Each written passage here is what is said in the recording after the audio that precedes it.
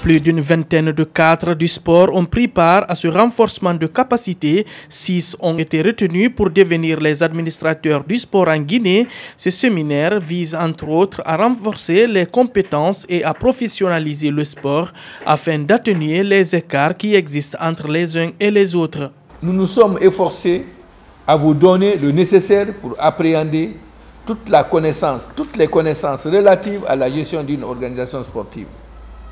À notre tour, nous sommes réellement réconfortés et fiers de vous. Nul n'a démérité parmi vous. Vous avez bénéficié les mêmes cours. Un premier nombre obtient des diplômes. Le reste continuera avec le groupe. Qu'on ne parle plus de l'olympisme à votre place. Qu'on ne parle plus de l'environnement et de l'olympisme devant vous. Qu'on ne parle plus de la gestion d'une organisation sportive. Que quelqu'un ne parle plus de ça à votre insu.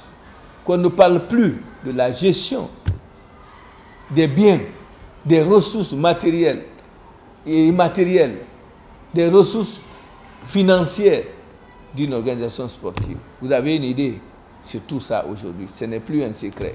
Et c'est à l'issue de ces 2 modules de formation que les responsables ont procédé à la remise des diplômes aux heureux récipiendaires.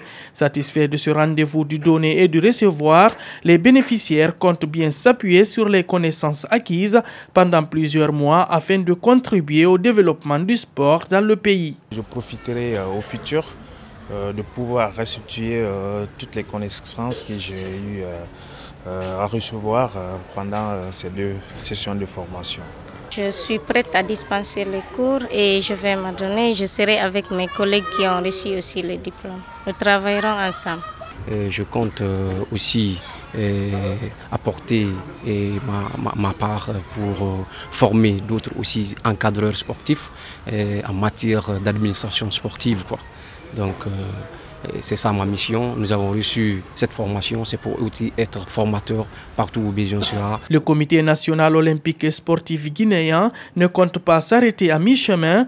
L'institution et ses partenaires comptent multiplier les formations pour le renforcement des capacités à tous les niveaux sportifs. D'ici la fin d'année, nous avons un certain nombre de formations, dont entre autres, nous allons faire un stage de mise à niveau, c'est-à-dire renforcement des capacités des présidents et des secrétaires généraux des différentes fédérations. Parce qu'aujourd'hui, c'est un réel problème. Les gens ne savent pas. Il y a des gens qui fédèrent aussi, qui ne savent pas qu'est-ce qu'ils sont en train de fédérer. Donc, il y a le stage là qui est prévu.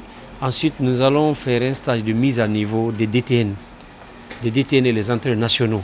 Nous voulons parler de l'entraînement, nous voulons parler de la planification de l'entraînement.